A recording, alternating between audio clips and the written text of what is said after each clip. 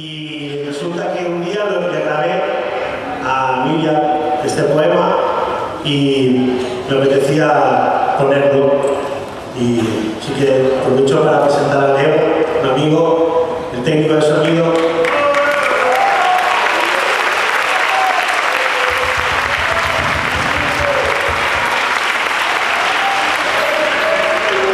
Y a la Cristina ya la coneixeu, ja és una veterana del pulsador, així que a pulsar, Cristina, pulsemos.